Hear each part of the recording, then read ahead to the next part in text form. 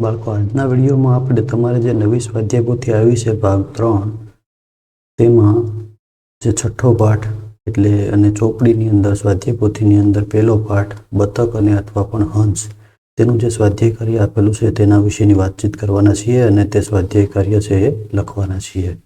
બરાબર છે? તો આખો વિડીયો બરાબર વિદ્યાર્થી મિત્રો ધ્યાનથી જોઈજો.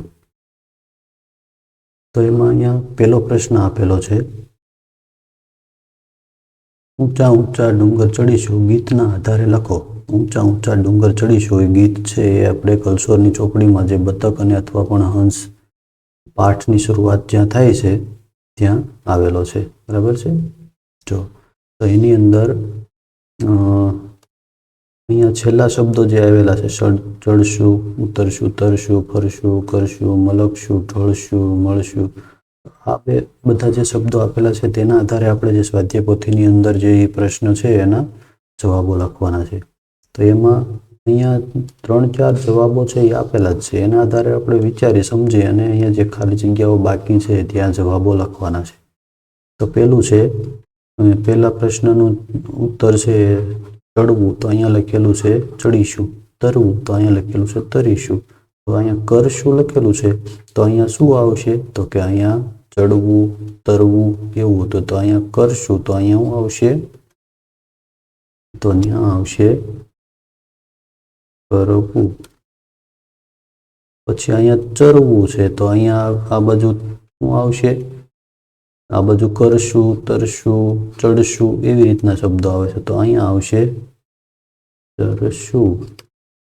આગળ અહીંયા છે ઉતરવું, ઉતરશું, તો અહીંયા ફરશું છે, તો અહીંયા શું આવશે? તો અહીંયા આવશે ફરવું. આગળ અહીંયા મલકવું છે, તો અહીંયા શું આવશે? મલકશું.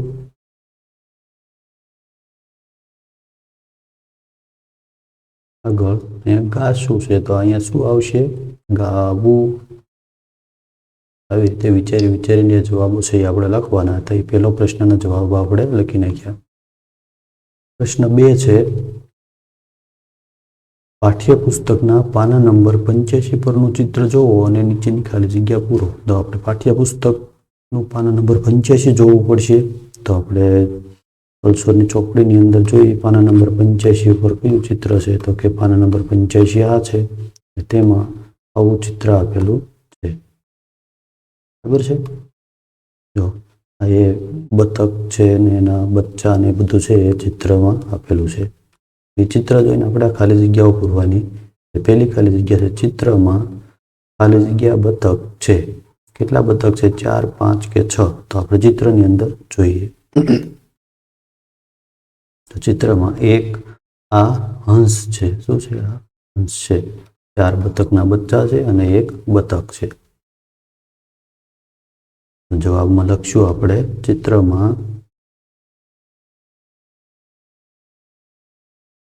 5 બતક છે. બીજી ખાલી જગ્યા છે, ચિત્રમાં ખાલી જગ્યા બતકને કલગી છે. કેટલા બતકને કલગી છે? તો આ એક બતકને કલગી છે. કલગી એટલે શું થાય? કલગી એટલે આ ઉપર જે છે એને કલગી કહેવાય. બરાબર છે? તો ચિત્રમાં એક બતકને કલગી છે. ત્રીજું છે, ચિત્રમાં હંસનું ખાલી જગ્યા બચ્ચું. ચિત્રમાં ખાલી જગ્યા હંસનું બચ્ચું છે. 1, 2 કે 3? કેટલા બચ્ચા હંસના છે? તો કે આ એક બચ્ચું છે એ હંસનું બચ્ચું છે. ત્યાં લખીશું 1. ચોથી ખાલી જગ્યા, ચિત્રમાં ખાલી જગ્યા બતકના બચ્ચા છે. તો એમાં 4 બચ્ચા છે. બરાબર છે? 4. પાંચમી ખાલી જગ્યા, ચિત્રમાં સૌથી મોટું પક્ષી ખાલી જગ્યા છે. બતક, હંસ કે કાગડો? સૌથી મોટું પક્ષી એટલે કે આ એ બતક છે. બરાબર છે? તો સૌથી મોટું પક્ષી છે એ બતક છે. આવી રીતે બીજા પ્રશ્નના જવાબો પણ આપણે લખી નાખ્યા. ત્રીજો પ્રશ્ન છે, વિચારીને આપણે લખવાનું છે. તો અહીંયા એક ઉદાહરણ આપેલું છે, હું, તો અહીંયા લખ્યું છે હું પણ. તો એવી રીતે અહીંયા આપણે બીજા જે બાકી છે લખવાના તે આપણે લખવાના છે. તો તું, તો અહીંયા શું આવશે? તું પણ. ત્રીજું છે આમેય તો શું આવશે? આમ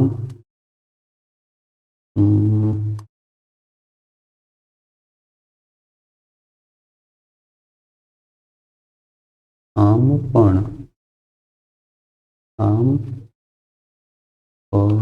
બરાબર છે. પછી અહીંયા છે અમેય તો અમે પણ, અહીંયા તમે છે તો તમે પણ, અહીંયા કેમે છે તો કેમ પણ. બરાબર છે. આવી રીતે એના જવાબો લખવાના છે. આગળ છે સમાનાર્થી શબ્દો વાક્યોમાંથી આપણે શોધીને લખવાના છે. જો પ્રશ્ન 4 છે, મને સમાનાર્થી શબ્દો આવડે છે. અહીંયા એક ઉદાહરણ પણ આપેલું છે, પંખી સાથે કલરવ કરીશું, કાગડો મારું પ્રિય પક્ષી છે. તો એમાં પંખી અને પક્ષી એની નીચે જો લીટી કરેલી છે તો એ બે સમાનાર્થી શબ્દો છે, એટલે કે બંનેનો અર્થ સમાન થાય છે, એક જ અર્થ થાય છે બેયનો. પક્ષી છે ને પક્ષી પણ કહેવાય અને પંખી પણ કહેવાય. બરાબર છે. તો એવા જ શબ્દો આ વાક્યો જે નીચે આપેલા છે એની અંદરથી આપણે ગોતવાના છે. તો એમાં પહેલું વાક્ય છે, આખરે ખુશીનો દિવસ આવી ગયો, મારા જન્મદિવસે અમે બહુ આનંદ કર્યો. તો એની અંદર કયા કયા વાક્યો શબ્દો સમાનાર્થી છે? તો કે ખુશી ને આનંદ. તો અહીંયા ખુશી શબ્દ તો લખેલો જ છે, તો અહીંયા બાજુમાં ખાલી જગ્યામાં આપણે એક શબ્દ લખવાનો છે. કયો લખીશું? તો કે આનંદ. બીજું વાક્ય છે, તમારી જેમ આ પણ મારું જ સંતાન છે, આપણે આપણા મમ્મી પપ્પાના બાળક કહેવાય. તો અહીંયા બે શબ્દો ખાલી છે, તો બે શબ્દો કયા કયા લખીશું? સંતાન અને બાળક. તો આ બાજુ લખીશું સંતાન અને અહીંયા લખીશું બાળક. બરાબર છે. ત્રીજું વાક્ય છે, તે સુંદર સરોવર પાસે પહોંચ્યું, અમારા ગામમાં મોટું તળાવ છે.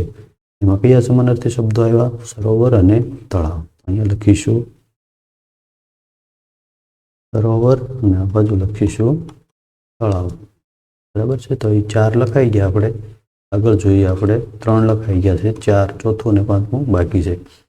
તું મારો મિત્ર બનીશ, મારા દાદા પાકા દોસ્ત છે. બરાબર છે. તો એની અંદર કયા કયા શબ્દો સમાનાર્થી શબ્દો આવ્યા?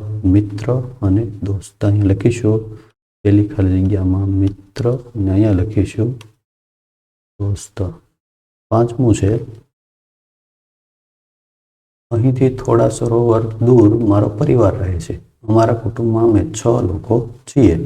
તો એની અંદર કયા કયા શબ્દો સમાનાર્થી આવ્યા? તો કે પરિવાર અને કુટુંબ. તો અહીંયા લખીએ પહેલી ખાલી જગ્યામાં પરિવાર અને અહીંયા લખીશું કુટુંબ. બરાબર છે. આવી રીતે એના જવાબો લખવાના હતા. આગળ અહીંયા જે પ્રશ્ન છે એના જવાબો મેં લખીને જ રાખ્યા છે, કેમ કે એમાં બહુ ઘણું બધું વધારે લખવાનું છે, તો વિડીયો છે ઘણો બધો લાંબો થઈ જાય. એના લીધે મેં અહીંયા જવાબો છે એ લખીને જ રાખ્યા છે, એ હું તમને સમજાવી દઉં છું. તો એની અંદર પાઠ્યપુસ્તકના પાના નંબર 89 ઉપર ખરા ખોટા વિધાનો આપેલા છે. એ વાક્યોને આપણે વાંચવાના છે અને એને જે સાચા હોય એને ખોટા કરીને લખવાના છે, અને સાચા વાક્યો હોય એને ખોટા કરીને અને ખોટા વાક્યોને સાચા કરીને લખવાના છે. બરાબર છે. તો પાના નંબર 89 આપણે કલસોરની ચોપડીની અંદર જોઈએ. પાના નંબર 89 ક્યાં છે? તો પાના નંબર 89 છે અને અહીંયા ખરા ખોટા વિધાનો આપેલા છે. તેમાં પહેલું વિધાન છે, બતકીએ 5 ઈંડા મૂક્યા હતા. તો એ વિધાન ખોટું છે, કેમ કે બતકીએ તો 4 ઈંડા મૂક્યા હતા. તો આપણે અહીંયા વાક્ય લખી નાખ્યું છે, બતકીએ 4 ઈંડા મૂક્યા હતા. બરાબર છે. બીજું વાક્ય છે, તે કદરૂપું નહીં પણ એક સુંદર રાજહંસ હતો. એ સાચું છે. તો આપણે સ્વાધ્યાય પોથીમાં આ વાક્યને ખોટું કરીને લખવાનું છે.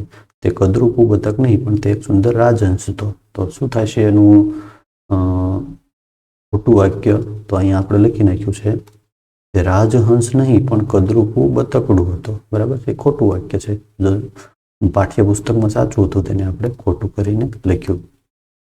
ત્રીજું વાક્ય છે, બતકને હંસ કન્યાએ સુંદર કહ્યું કે તરત જ તેને ખ્યાલ આવ્યો કે તે સુંદર હંસ છે. જે ખોટું વાક્ય છે. શું કામ ખોટું છે? કેમ કે તરત જ તેને ખ્યાલ નહોતો આવ્યો. તેને સુંદર કહ્યો પછી તેણે સરોવરમાં જઈને પોતાનું પ્રતિબિંબ જોયું, પછી એને ખ્યાલ આવ્યો હતો. બરાબર છે. તો આપણે એને સાચું વાક્ય અહીંયા લખવાનું છે. કઈ રીતે લખશું? તો કે બતકને હંસ કન્યાએ સુંદર કહ્યો, પછી તેણે તેનું પાણીમાં પ્રતિબિંબ જોયું, પછી તેને ખ્યાલ આવ્યો કે તે હંસ છે. બરાબર છે. ચોથું વાક્ય છે, બતકને ડોશીએ ઝૂંપડીમાં રહેવાની હા પાડી, જેથી તે બતકના ઈંડા લઈ જઈ શકે. એ ખોટું છે. શું કામ ડોશીમાએ એને ઝૂંપડીમાં રહેવાની હા પાડી હતી? કે તે વાવાઝોડાથી બચી શકે એટલા માટે એને રહેવાની હા પાડી હતી. તો આપણે સાચું વાક્ય અહીંયા લખવાનું છે, બતકને ડોશીમાએ ઝૂંપડીમાં રહેવાની હા પાડી કે જેથી તે વાવાઝોડાથી બચી શકે. બરાબર છે. પાંચમું વાક્ય છે, જુવાન મરઘો બતકના અસલી રૂપને ઓળખી ગયો.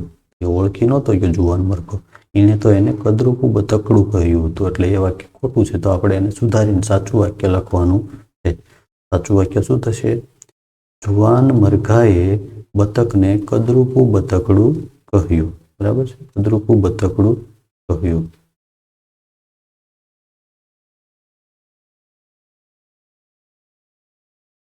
તો આવી રીતે બધા જ જવાબો છે એ આપણે લખવાના હતા. આગળનો પ્રશ્ન પણ મેં લખીને જ રાખ્યો છે. પ્રશ્ન 6માં છે, ઉદાહરણ જુઓ, કૌંસમાં આપેલ શબ્દોનો ઉપયોગ કરી વાક્ય ફરીથી બનાવો અને કયું વાક્ય સાચું લાગે છે તેની સામે ખરાનું નિશાન કરો. બે વાક્ય બનાવવાના છે, બે શબ્દો આપેલા છે એમાંથી. તો એમાં પહેલું છે, ઉદાહરણ આપેલું છે, મમતા અને પૂજા વાતો કરે છે, પણ અને કે. અહીંયા હવે જો મમતા કે પૂજા વાતો કરે છે, તો અહીંયા કે છે એ અનેની જગ્યાએ કે લખ્યો અને વાક્ય બનાવ્યું છે. તો એવી રીતે અહીંયા બે શબ્દો આપેલા છે, એનો વારાફરતી ઉપયોગ કરીને આપણે નવા વાક્યો બનાવવાના છે. એમાંથી કયું વાક્ય સાચું લાગે છે એ કહેવાનું. તો એમાં પહેલું છે, હું આવીશ પણ મમ્મી નહીં આવે. તો હવે અહીં નીચે વાક્ય બનાવ્યું છે, જો હું આવીશ અને પણની જગ્યાએ અને લખી નાખ્યું. હું આવીશ અને મમ્મી નહીં આવે. બીજું વાક્ય છે, હું આવીશ અથવા મમ્મી નહીં આવે. અથવા લખી નાખ્યું પણની જગ્યાએ. તો એમાંથી એ વાક્ય છે એ વાંચીએ તો એનું અર્થ વગરનું વાક્ય લાગે છે. હું આવીશ અથવા મમ્મી નહીં આવે, તો એ અર્થ વગરનું વાક્ય લાગે છે. તો એ વાક્ય છે એ ખોટું બને છે. બરાબર છે. તો જે વાક્ય સાચું છે એને આપણે સાચાનું નિશાન અહીંયા કરેલું છે.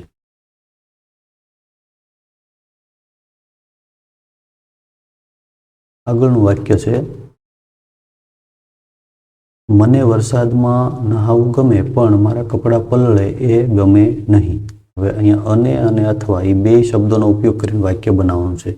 વાક્ય લખ્યા છે, મને વરસાદમાં નહાવું ગમે અને લખ્યું અહીંયા પણની જગ્યાએ, અને મારા કપડાં પલળે એ ન ગમે. મને વરસાદમાં નહાવું ગમે અથવા મારા કપડાં પલળે એ ન ગમે. તો એ વાક્ય અથવા વાળું છે એ ખોટું બને છે. તો જે અને વાળું વાક્ય છે એને આપણે સાચું કર્યું છે. ત્રીજું છે, મને કેળા ભાવે પણ કેરી ન ભાવે. અને અથવા એ બે શબ્દો આપેલા છે. અહીંયા વાક્ય બનાવ્યું છે, મને કેળા ભાવે, પણની જગ્યાએ અને લખ્યું, અને કેરી ન ભાવે.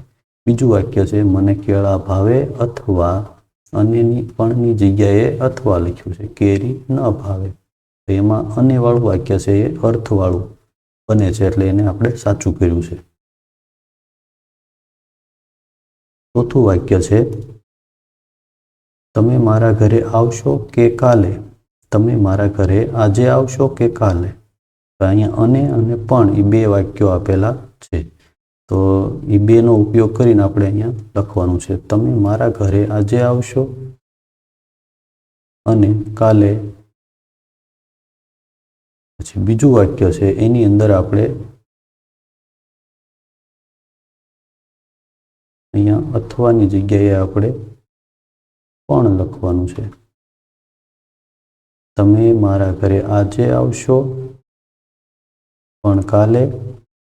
તો એ વાક્ય સાચું લાગે છે. આજે આવશો પણ કાલે શું કરશો? આવશો કે નહીં એમ કે છે. એટલે એ પ્રશ્ન એ વાક્ય બને જે છે એ સાચું લાગે છે. પણ જો પેલું વાક્ય જુઓ, તમે મારા ઘરે આજે આવશો અને કાલે, એ વાક્ય છે એ કંઈક અર્થ વગરનું જ લાગે છે. એટલે આ વાક્ય છે એ સાચું લાગે છે. તો એને આપણે સાચાનું નિશાન કર્યું છે. બરાબર. તો આવી રીતે જે આ પાઠ આખો છે એનું સ્વાધ્યાય કાર્ય આપણે કરવાનું હતું. બતક અને અથવા પણ હંસ, તેનું સ્વાધ્યાય કાર્ય કરવાનું હતું, જે આપણે દરેક પ્રશ્નોના જવાબ લખી નાખ્યા છે.